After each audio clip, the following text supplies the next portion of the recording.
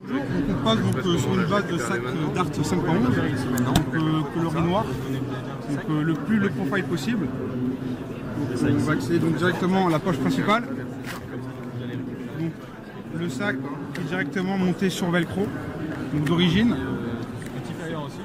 Accessible directement kit premier soin, kit trauma, directement arrachable avec le loop rouge. On arrache. Après c'est une configuration perso montée sur porte-chargeur Artis. Donc j'ai fait sauter une couture interne pour pouvoir y caser. Donc à gauche on a un RMT 1.5. Derrière de la poudre hémostatique Celox en 50 grammes, il me semble. Derrière une éponge hémostatique Quick-Lot, un Quick-Lot en 8x20 avec un pansement israélien Uriel. Donc ce qui est bien, donc là on a accès directement à tout l'essentiel. On a un visuel directement, donc tous les éléments ne sont pas cachés. Donc on a un visuel rapide et immédiat sur le kit.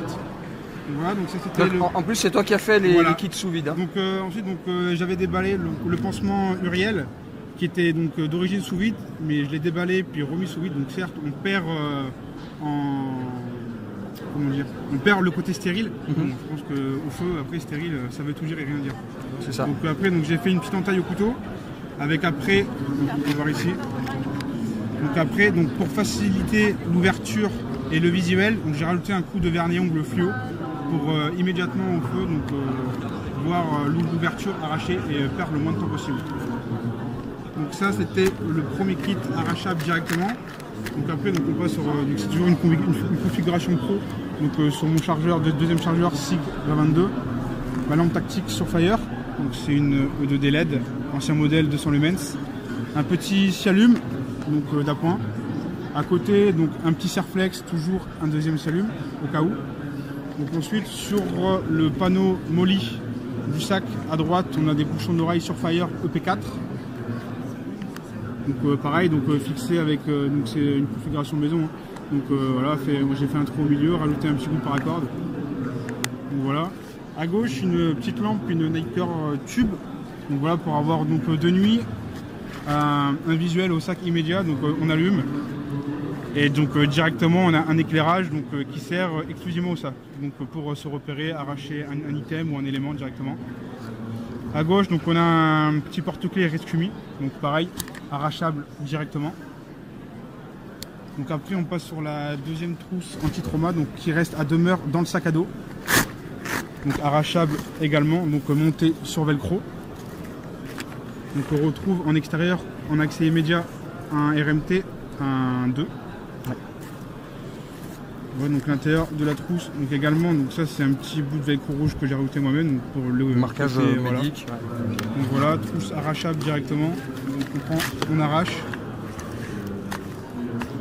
Donc là on a accès à tous les éléments. Donc on retrouve un X-Gauze, on retrouve un pansement thoracique à valve, en dessous des compresses de la gaz sous vide.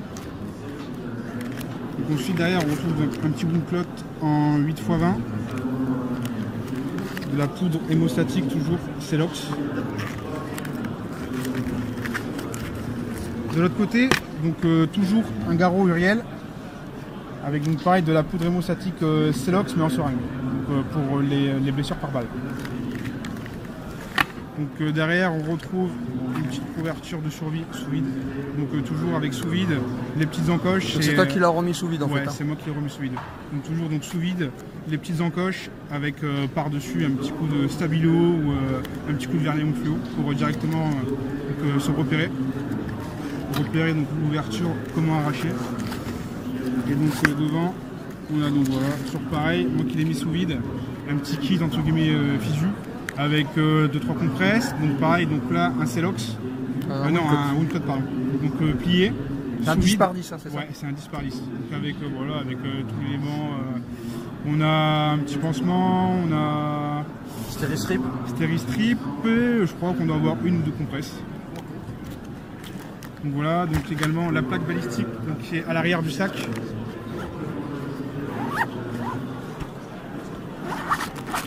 C'est une plaque balistique classe 4 standalone, on doit être à peu près à 2,6 kg il me semble. Je sais pas si la mise au point va se faire.